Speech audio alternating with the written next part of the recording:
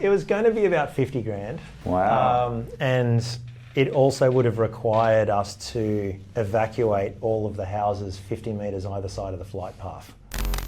And what type of tree is this feature tree in the courtyard? Yeah, so I mentioned before my fear of the house being uninhabitable in the heat.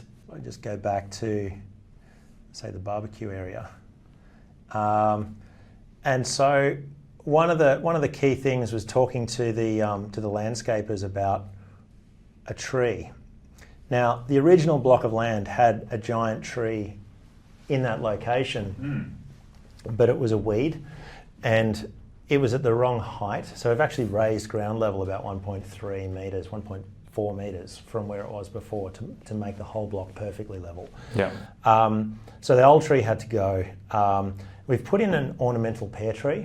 Okay. And I wanted it, because the kids are going to live in this house for probably the next decade. So I didn't want to be waiting 5-10 years for a tree to grow and then have all the kids move out as soon as the tree was big enough.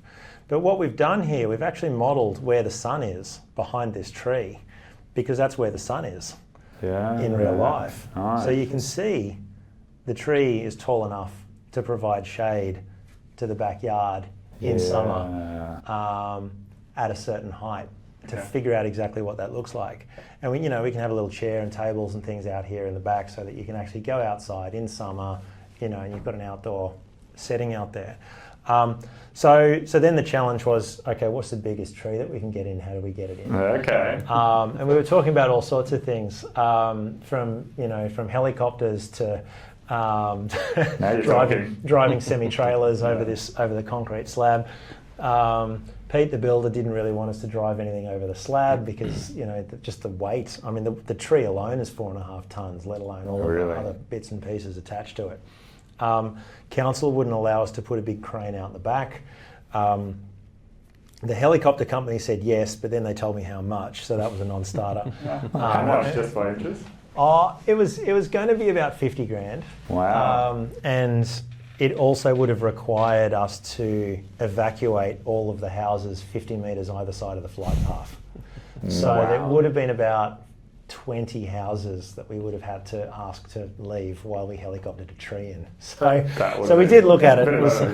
It was a kind of a funny exercise, because I don't think at any point we were really serious about doing it, but it's just interesting to ask the question. Could have been done, but could have been done. Yeah. Anyway, that's fine. Turned out to be a lot easier just to reinforce the concrete slab. So the slab was specifically, extra footings were poured right at the start of the project. We poured some extra footings, knowing that at some point we were going to need to drive a tree over the top of it.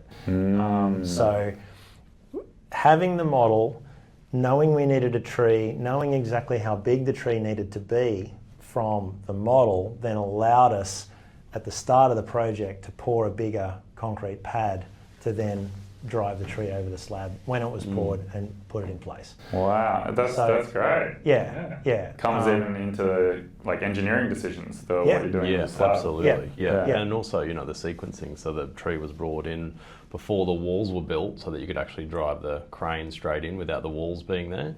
So without knowing that you needed to get a crane into the house, you would have just built the whole thing, and then at the end of the day you wouldn't have been able to get such a big tree in there. But understanding the sequence, because we knew what needed to be built, meant that it could all be done in the right time. That's great.